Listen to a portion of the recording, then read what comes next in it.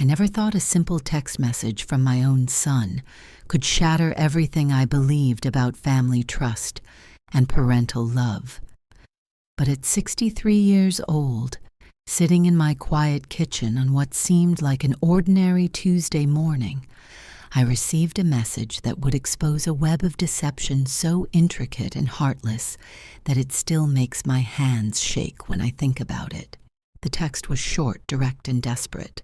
"Mom, I need your thumb for insurance, $200,000. Please do it. It's urgent. I love you. What would you do if your child, the person you raised from diapers to diploma, sent you something like that? Would you question it? Would you immediately call them? Or would you do what I did and feel that familiar tug of parental duty, that voice that whispers, drop everything and help your child?" Before you judge my next actions, let me tell you something about being a mother for 41 years. I had been the woman who said yes, the one who showed up at 2 in the morning when my son called from college, broke, and stranded, the one who co-signed loans when his credit wasn't good enough, who paid for his wedding when his savings fell short, who babied his children when he and his wife needed a weekend away. I was the mother who never said no, not once in 4 decades. But this message, this felt different. There was something about the urgency, the specific mention of money, the strange request about my thumb that made my stomach clench with a feeling I couldn't quite name. Was it intuition, or was it simply the recognition that after all these years of giving my son, might finally be asking for something I couldn't provide? My name is Helen Martinez, and what happened next would test every assumption I had about motherhood manipulation and the lengths some people will go to exploit the unconditional love of a parent. This isn't just a story about a text message. It's about discovering that the person you trust most in the world has been studying your weaknesses for years, waiting for the perfect moment to use them against you. If you've ever questioned whether you're too trusting, too giving, or too naive when it comes to family, stick around, because what I uncovered about my son's true intentions will shock you, and the way I ultimately handled it might just inspire you to set boundaries you never knew you needed. Let me take you back to that Tuesday morning, because the details matter, and they paint a picture of just how calculated this entire scheme really was. It was 7:45 in the morning. I remember the exact time because I was watching the local news, waiting for the weather report. I had plans to work in my garden that afternoon and wanted to know if rain was coming. My coffee was still steaming in my favorite mug, the one with the faded family photo from our last vacation together when everything felt normal. When I still believed my son was the caring, devoted child I had raised, the notification sound from my phone made me glance over, casually expecting maybe a reminder about a doctor's appointment or a text from my neighbor about our weekend book club. Instead, there was David's name on my screen with that message that would change everything. Now let me tell you about David, because understanding who he was, or who I thought he was, is crucial to understanding how this manipulation worked so effectively. David is my only child, born when I was 22 and raised primarily by me, after his father walked out when David was just 7 years old. For 34 years, it had been David and me against the world, or so I believed he grew up to be, charming, articulate, and successful, at least on the surface. He worked in sales for a technology company, drove a nice car, lived in a beautiful house in the suburbs with his wife Sarah and their 2 young children. From the outside looking in, David had built the American dream. But as I would soon discover, appearances can be devastatingly deceptive. When I received that text, my first reaction wasn't suspicion. It was concern mixed with confusion. What did he mean by needing my thumb for insurance? Was he hurt? Had there been an accident? My mind immediately went to worst-case scenarios. As any mother's would I set my coffee down with trembling hands and read the message again. Mom, I need your thumb for insurance. $200,000. Please do it. It's urgent. I love you. The more I stared at those words, the more questions flooded my mind. What kind of insurance required a thumb? Why was it urgent, and why hadn't he called to explain something so important and serious? But even as these logical questions formed in my head, there was another voice drowning them out, the voice of maternal instinct screaming that my child needed help, and needed it. Now I did what any concerned parent would do. I called him immediately. The phone rang once, twice, 3 times before going to voicemail. David's cheerful recorded voice asked me to leave a message and promised he'd get back to me soon. I hung up and tried again. Same result. This pattern of calling and getting voicemail would repeat itself throughout the morning, each unanswered ring amplifying my anxiety. After the 4th failed attempt to reach him, I decided to text back, David, I got your message, but I don't understand what you mean. Can you call me? Please, I'm worried about you. The response came within minutes, and it was exactly what a skilled manipulator would send to keep their target hooked. Mom, I can't talk right now. I'm in meetings all day, but this is really important. The insurance company needs biometric verification, and they said a thumbprint from next of kin works. I know it sounds weird, but they explained everything to my attorney. It's completely legal and safe. I just need you to go to their office today before 5 p.m. They're holding a claim for me, and if we miss this deadline, I lose everything. Reading that follow-up message, I felt a mixture of relief and continued confusion. Relief because it sounded like David wasn't injured or in immediate physical danger, but confusion because none of this made sense. In any context, I understood. Insurance claims, biometric verification attorneys' deadlines. It all sounded very official and urgent, but also completely foreign to anything I had ever experienced. What I didn't realize in that moment was that David had spent considerable time crafting this story. He knew exactly which buttons to push to make me compliant. He used official-sounding language to make the request seem legitimate. He created artificial urgency to prevent me from thinking too clearly. And he leveraged my deep-seated need to protect and provide for him, to override my natural skepticism. But even the most carefully constructed lie has weak spots. And as the morning progressed, those weak spots began to show. My next text to him was simple. Where is this insurance office and what company is it? David's response came quickly again. But this time, there was something in the tone that felt slightly different.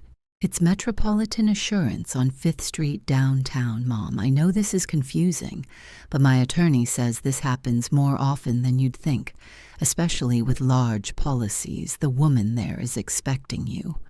Her name is Mrs. Rodriguez. She has all the paperwork ready. You just need to bring your ID and press your thumb on their scanner. I promise this is legitimate, and it will really help our family. Metropolitan Assurance on 5th Street. I wrote down the information, but something nagged at me about the way he phrased things. Why would he need to convince me it was legitimate if it actually was? And why did he keep mentioning his attorney, but not giving me the attorney's name or number? These seemed like reasonable details to share with someone you're asking to do something unusual. I decided to do what any sensible person would do in this situation. I called the insurance company myself, or at least I tried.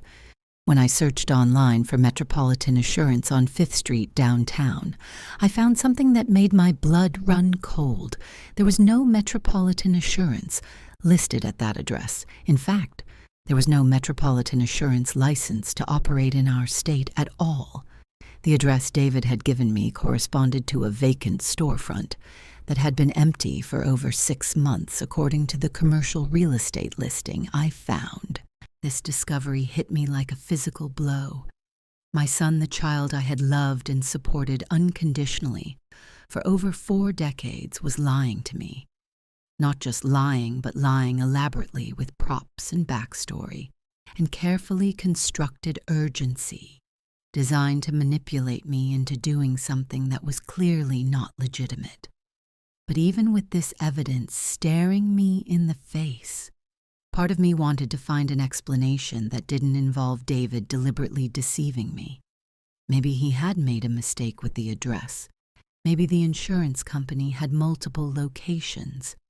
Maybe there was some detail I was missing that would make all of this make sense. That desperation to believe the best about someone you love, that willingness to explain away red flags and ignore obvious warning signs, is exactly what manipulators count on. They know that parents, especially mothers, will twist themselves into pretzels, trying to find innocent explanations for their children's suspicious behavior. I sat in my kitchen staring at my phone and wrestling with a terrible realization. My son was running some kind of scam, and he was using me as an unwitting accomplice. But what kind of scam required a thumbprint? What was he really after? And how deep did this deception go? Those questions would be answered soon enough, but first I had to decide what to do with the knowledge I had already gathered. Should I confront David directly? Should I play along to see how far he was willing to take this charade? Or should I do what every instinct in my body was telling me to do and run as far away from this situation as possible? What I chose to do next would determine not just the outcome of David's scheme, but the future of our relationship and my own sense of self-worth as a mother, who had apparently raised a child capable of exploiting her love for financial gain. The weight of that realization settled on my shoulders like a heavy blanket as I prepared to make the most difficult decision of my parenting life. The decision I made in that moment, sitting alone in my kitchen with the evidence of my son's deception spread out before me, was perhaps the most important choice I would make in my 63 years of life. I could have called David immediately, confronted him with what I had discovered, and demanded an explanation. I could have simply ignored his messages and hoped the whole thing would go away, or I could do what I actually did, which was something that surprised even me. I decided to investigate further, not because I doubted what I had already uncovered, but because I needed to understand the full scope of what my son was attempting before I could figure out how to respond. You see, when someone you love betrays your trust, this completely, your first instinct isn't anger. It's a desperate need to understand how and why it happened. So I did something I had never done before in my life. I became a detective in my own family's drama. My first step was to call David's wife, Sarah, directly if David was running some elaborate scheme. Surely his wife would know about it, or at least have some insight into their financial situation that might explain his desperation. Sarah and I had always maintained a cordial relationship, though I wouldn't describe us as particularly close. She was polite during family gatherings and appreciative when I helped with the grandchildren, but there was always a certain distance between us. When Sarah answered the phone, she sounded harried and distracted in the background. I could hear my grandchildren arguing over a toy and the television playing cartoons. Hi, Helen," she said, with barely concealed impatience. "What's up? Is everything okay with David?" I asked, trying to sound casual. "He sent me a strange text this morning about some insurance matter and I can't reach him." The pause that followed was so long I thought the call had dropped when Sarah finally spoke. Her voice had changed completely, becoming cautious and measured. "Insurance matter? What kind of insurance matter, Helen?" That question told me everything I needed to know. Sarah had no idea what David was up to, which meant either she was an exceptional actress or my son was keeping his scheme hidden from his own family. I decided to probe a little deeper.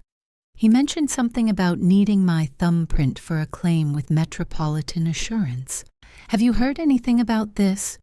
Another long pause, then Sarah's voice returned, but now it carried a note of concern that hadn't been there before. Helen, I think you should know that David has been under a lot of pressure lately. His job hasn't been going well, and we've been having some financial difficulties, but I don't know anything about any insurance claim, and I've never heard of him dealing with a company by that name. Financial difficulties, those two words unlocked a piece of the puzzle I hadn't considered. Maybe David wasn't running a sophisticated scam for fun or out of malice. Maybe he was desperate. Maybe whatever he was trying to accomplish was born from genuine need, even if his methods were completely wrong. But even as I felt that familiar tug of sympathy for my son, another part of me recognized that desperation doesn't excuse deception, and need doesn't justify manipulation. After ending the call with Sarah, I sat back down at my kitchen table and tried to think, like David would think, what exactly was he hoping to accomplish with my thumbprint? What kind of financial benefit could he possibly gain from having me press my finger onto a scanner at a fake insurance office? The answer when it came to me was both obvious and terrifying: identity theft. My thumbprint could be used to access accounts, to verify my identity for financial transactions, to essentially become me in digital spaces where biometric verification was required. David wasn't just asking me to help him with an insurance claim. He was asking me to hand over one of the most personal and irreplaceable forms of identification I possessed. But why target me specifically? Why not use his own identity for whatever scheme he was planning? The answer to that question led me down an even darker path of realization. David knew things about my financial situation that I had shared with him in confidence over the years. He knew about my retirement accounts, my savings, the small inheritance I had received when my mother passed away 2 years earlier. He knew that as a 63-year-old woman living alone, I represented what criminals call a soft target, someone with assets but potentially less technical sophistication to detect fraud quickly. The person who knew me best in the world had studied my vulnerabilities and was now attempting to exploit them for financial gain. As this reality settled in, I felt something I had never experienced before in my relationship with David: a complete loss of trust. Not just disappointment or anger, but the devastating recognition that I could no longer believe anything he told me. How long had he been planning this? How many of our recent conversations had been fact-finding missions disguised as casual family chat? My phone buzzed with another message from David, and I stared at it for a full minute before opening it. "Mom, I haven't heard back from you. Is everything okay? The appointment at Metropolitan Assurance is at 3 p.m. today, and Mrs. Rodriguez is expecting you. I know this seems unusual, but I really need your help. Please don't let me down." The manipulation in that message was so transparent now that I knew what to look for. The false concern about my well-being, the repetition of the fake appointment details, the emotional appeal designed to trigger my guilt and compliance, and that final line, "Please don't let me down," as if I would be the one failing him by refusing to participate in what was clearly fraud. But David had made one crucial miscalculation in his scheme. He had underestimated his mother. You see, 41 years of single parenthood doesn't just teach you how to be nurturing and supportive. It also teaches you how to be strong, how to make difficult decisions, how to protect yourself and your family, even when that family includes the person you're protecting against. I made a decision that would have seemed impossible to me just hours earlier. I was going to turn the tables on my son instead of confronting David directly, or simply refusing to participate in his scheme. I decided to play along, but on my terms. I would go to the fake appointment, but not as his unwitting victim. I would go as someone who knew exactly what was happening, and was prepared to document every detail of his attempted fraud. First, I needed backup. I called my neighbor Janet, a retired police officer who had become a close friend over the past few years. Janet listened to my story with the calm professionalism of someone who had seen every type of human behavior during her 30-year career. "Helen," she said, when I finished explaining the situation, "this sounds like a sophisticated identity theft operation. Your son is probably working with partners who have set up the fake office and created official-looking documents to make the whole thing seem legitimate." That possibility hadn't occurred to me, that David might not be working alone, that there might be other people involved who saw me not as someone's mother, but simply as a mark to be exploited. Janet offered to accompany me to the fake appointment as backup, staying out of sight, but close enough to intervene if things went wrong. She also suggested we contact the police, but I wasn't ready for that step yet. Despite everything, I still hoped there might be some explanation that would make this whole nightmare make sense. As 1 o'clock approached and my fake appointment time drew near, I found myself getting ready with the same care I would take for any important meeting. I dressed professionally, carried a large purse where I could discreetly record the conversation on my phone, and mentally prepared myself for what might be the most difficult performance of my life. The address David had given me was in the downtown business district, in a building that had seen better days. The directory in the lobby showed mostly vacant offices with a few small businesses scattered throughout. When I found Suite 412, where Metropolitan Assurance was supposedly located, the door was indeed marked with a professional-looking sign that would have convinced anyone who wasn't specifically looking for deception.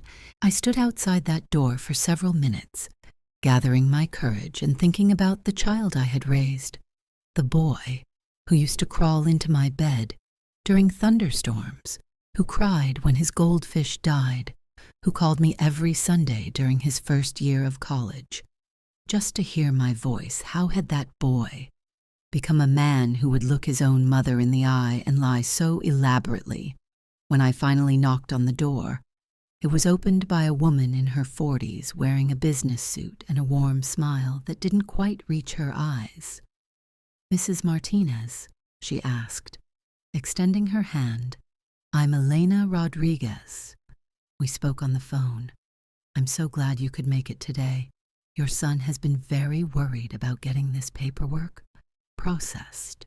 The ease with which she lied, the professional setting, the attention to detail in creating this fake scenario, told me that Janet had been right.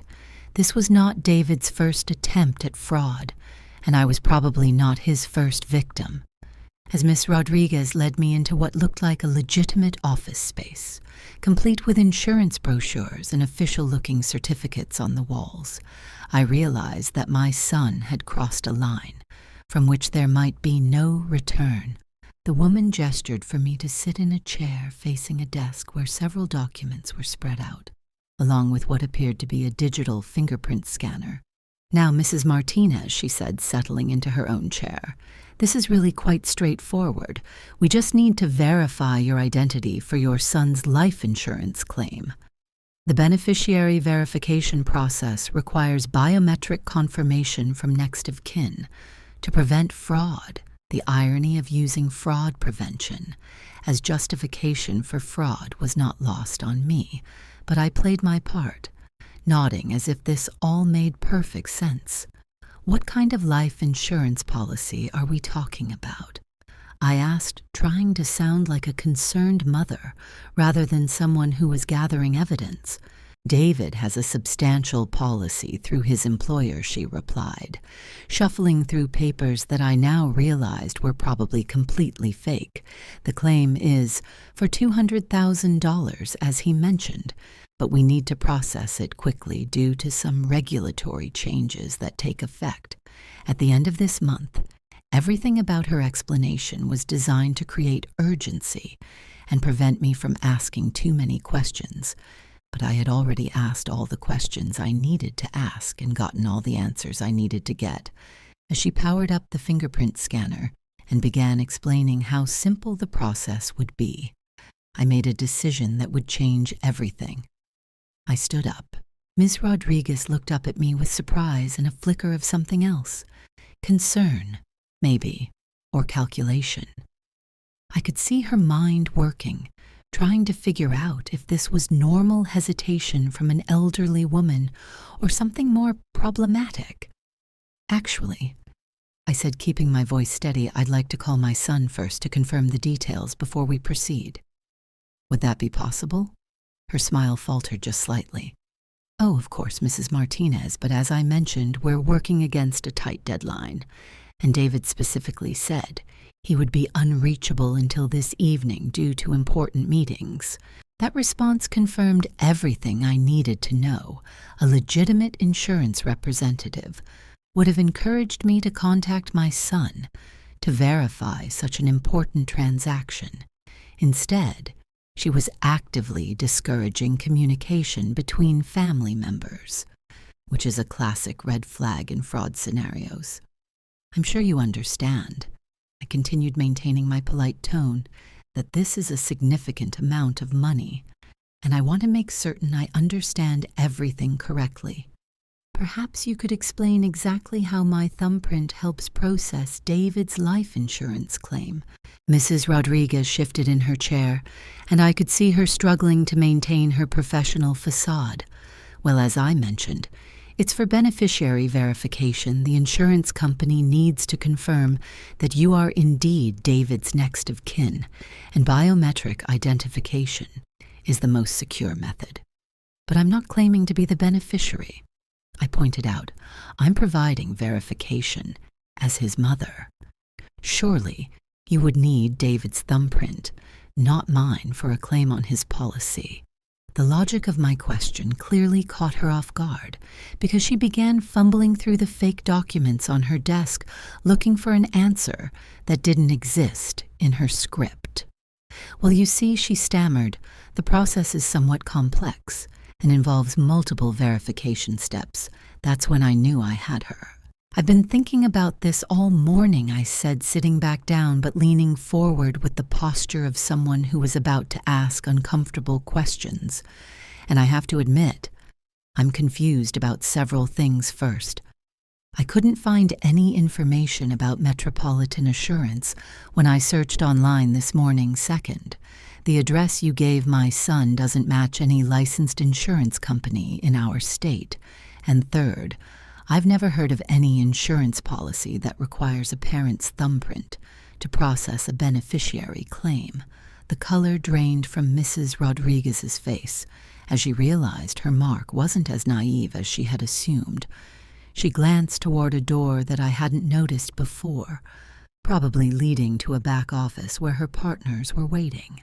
Mrs. Martinez, she said, her voice now carrying a slight edge, I think there may be some confusion. Perhaps we should reschedule when you've had time to speak with David and clear up any misunderstandings.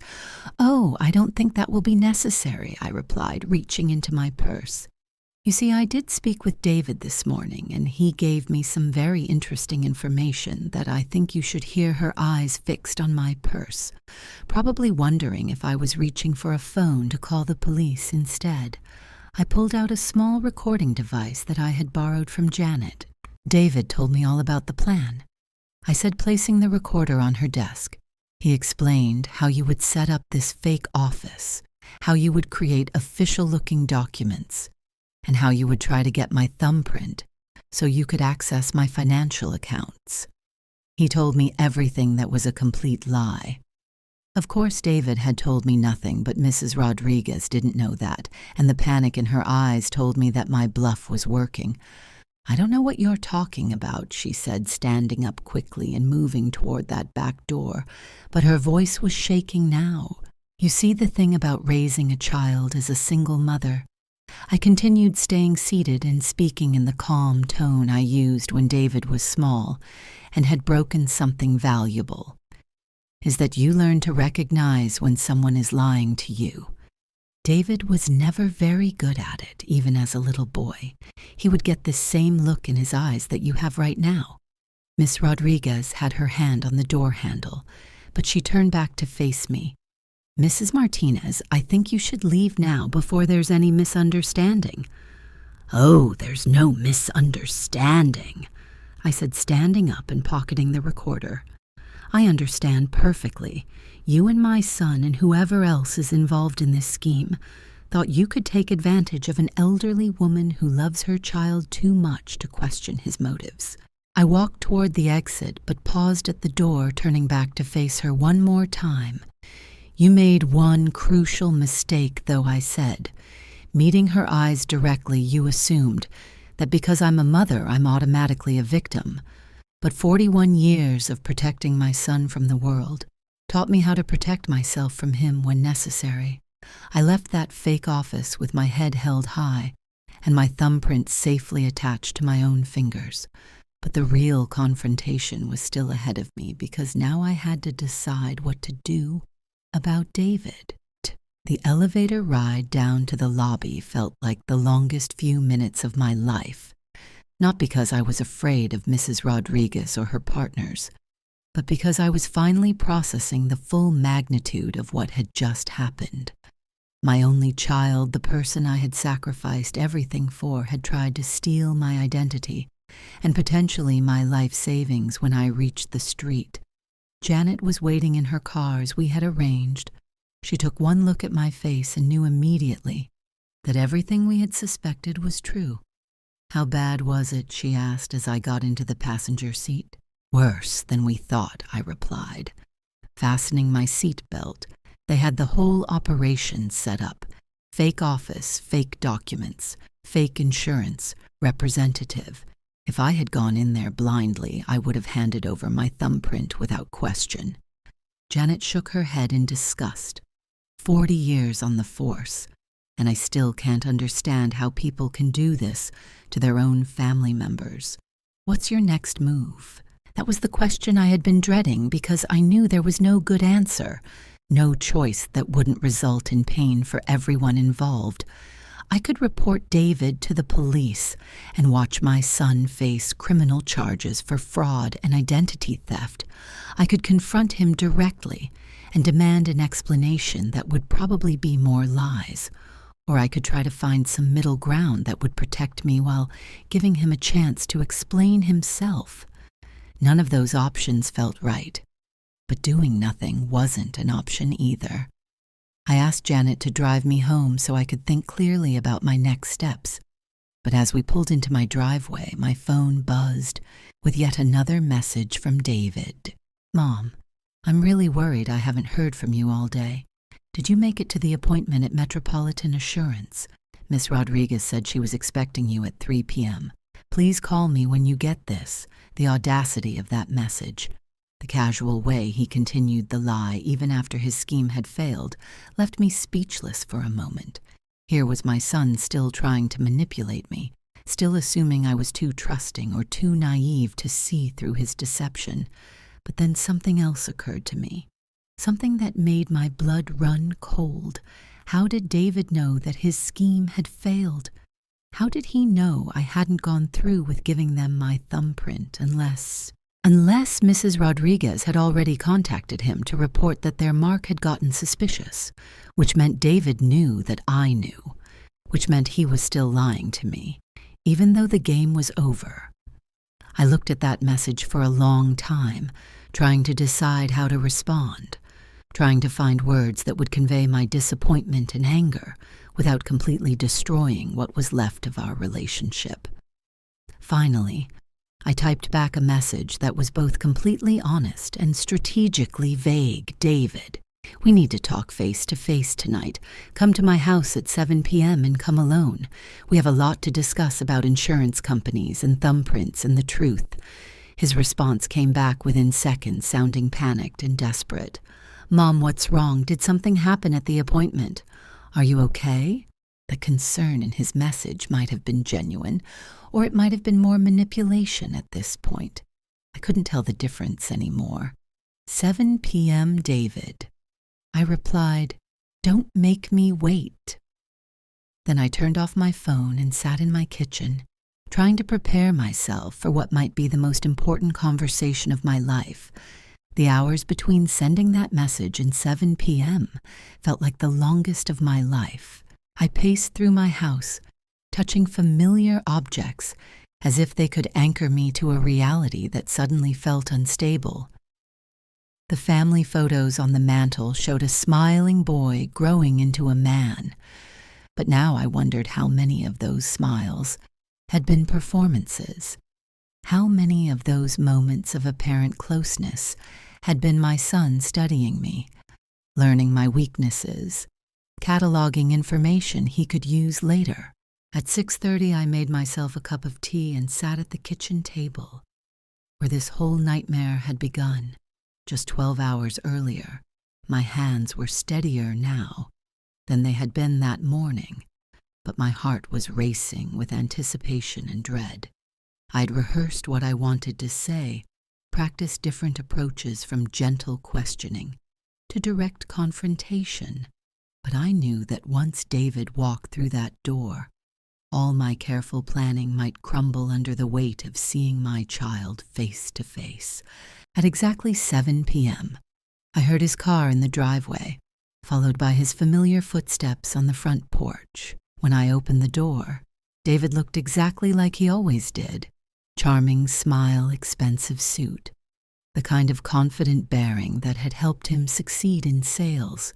But now I saw something else in his expression, a tightness around his eyes that suggested he was prepared for battle.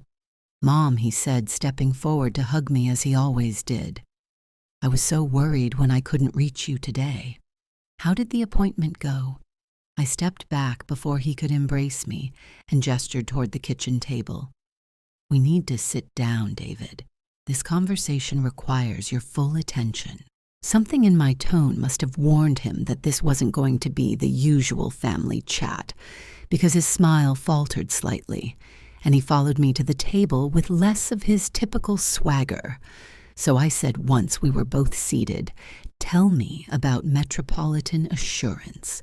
His face went through a series of micro-expressions: confusion, surprise calculation, and finally resignation. It was like watching someone realize their poker hand had been called, and they were holding nothing but bluffs. "Mom?" He began, his voice taking on that reasonable tone he used when he was trying to manage a difficult client. "I can explain everything, but I need you to understand that I was trying to protect you. Protect me." I repeated, letting the absurdity of that statement hang in the air. Protect me from what, David? From having my identity stolen, from being defrauded by my own son. The mask was completely off now, and for the first time in our conversation, David looked genuinely uncomfortable. He ran his hand through his hair, a nervous gesture. I remembered from his childhood when he was caught in lies about broken toys or undone homework. "Okay," he said finally.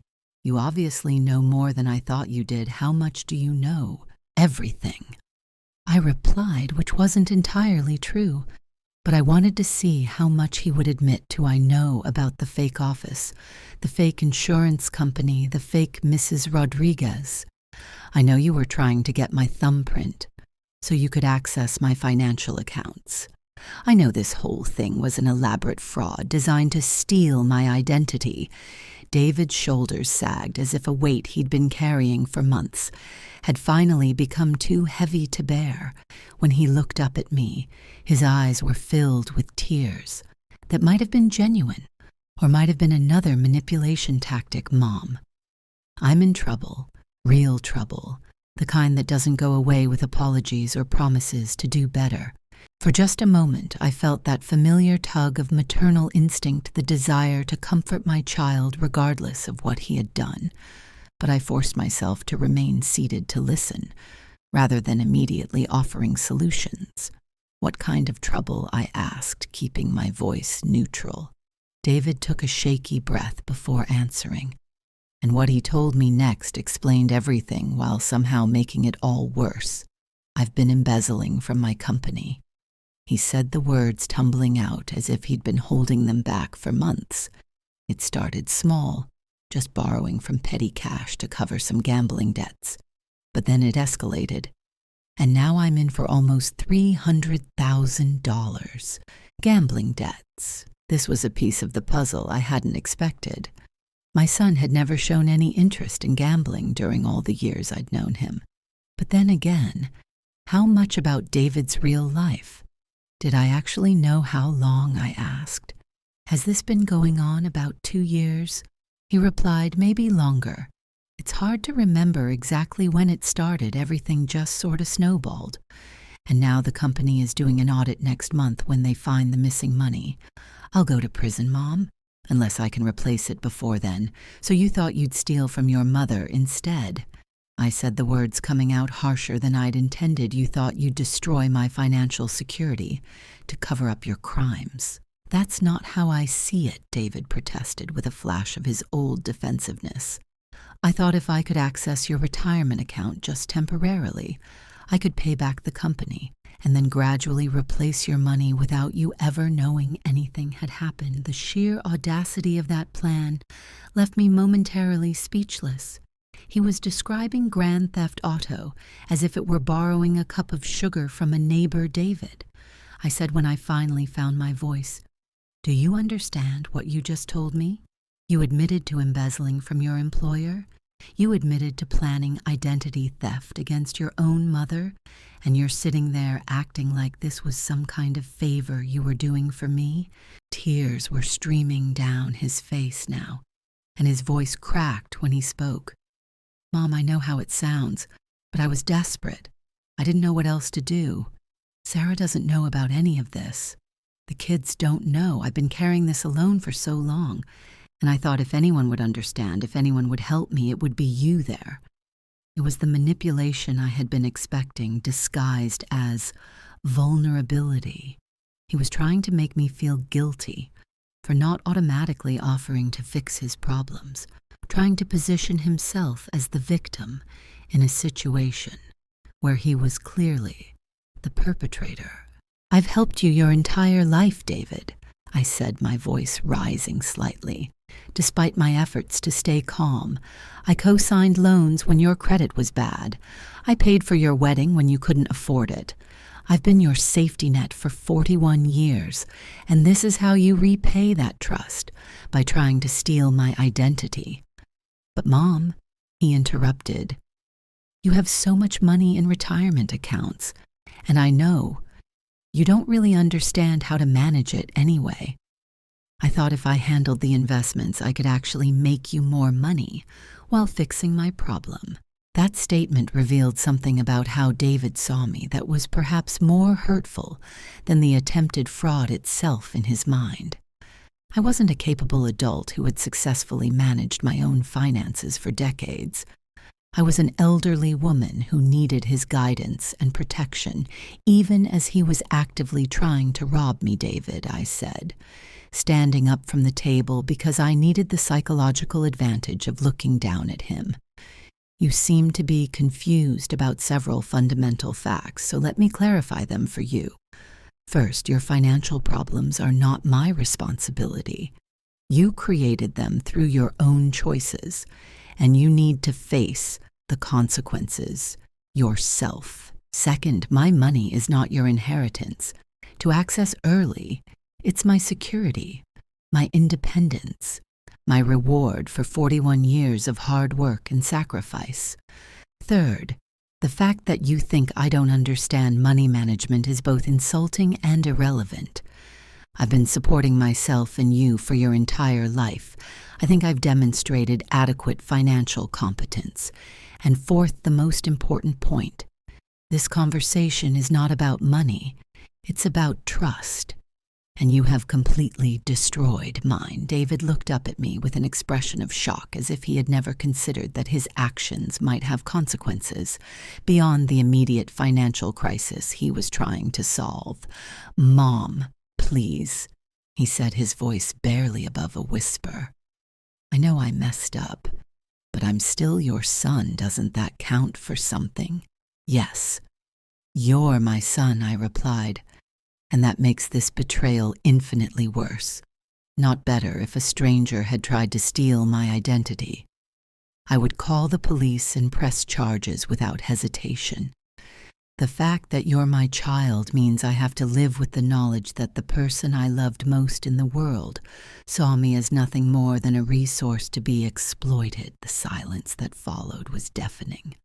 David stared at the table while I stood behind my chair, gripping the back of it so tightly my knuckles were white. We were both processing the magnitude of what had been said and what it meant for our relationship going forward. Finally, David looked up at me with an expression that seemed genuinely remorseful, though at this point I wasn't sure I could trust my ability to distinguish between genuine emotion and skilled manipulation. "What happens now?" he asked quietly. "Do you call the police? Do you tell Sarah and the kids? Do I lose everything?" Those were fair questions, and I had been wrestling with them all afternoon. There were no good answers. Only degrees of damage control. "I don't know, David," I said, honestly. Sitting back down because my legs were getting tired, I truly don't know what the right thing to do is. Here, part of me wants to protect you, the way I always have, to find some way to help you out of this mess. Because that's what mothers do. We fix things for our children even when they don't deserve it. But another part of me recognizes that fixing this for you won't actually help you.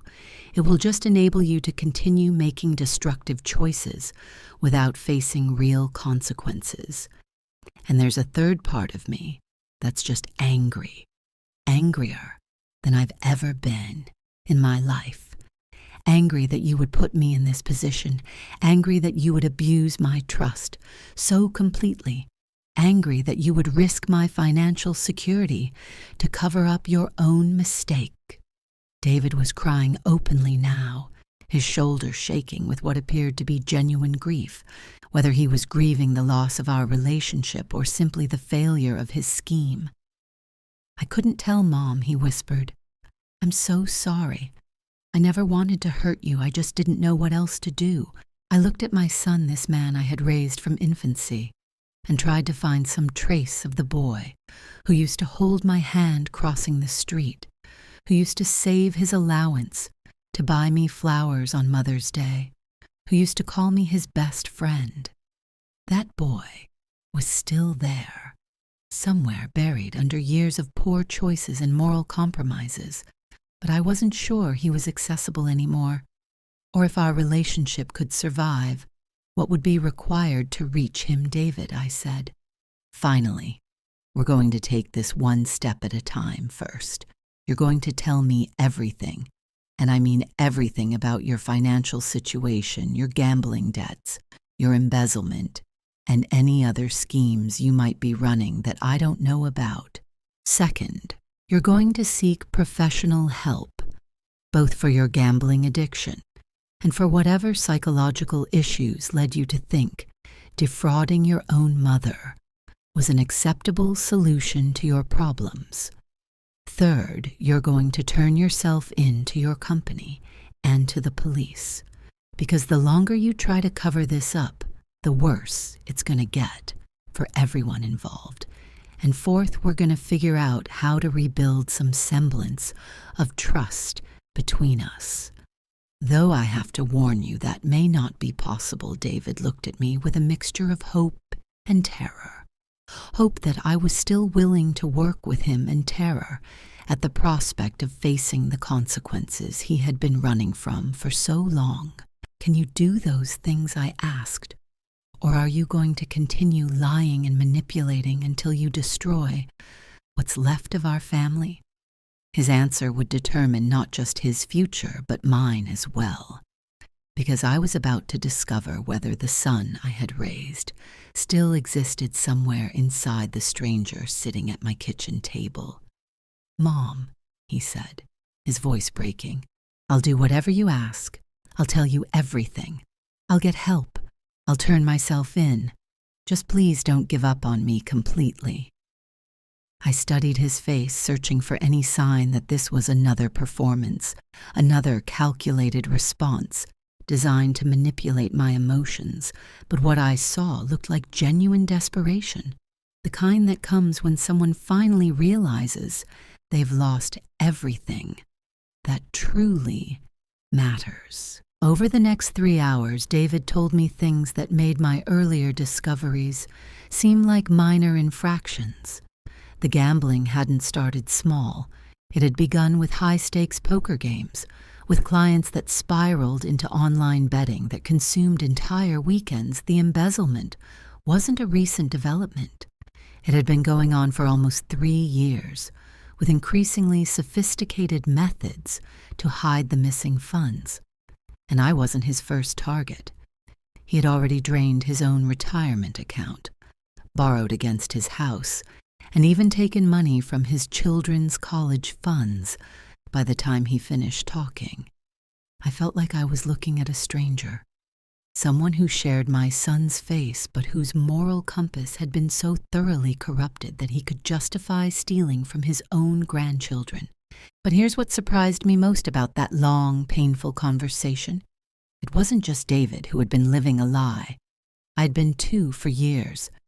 I had chosen to see only what I wanted to see, ignoring signs that something was wrong, dismissing red flags as stress or temporary difficulties, enabling his behavior by always being there to catch him when he fell.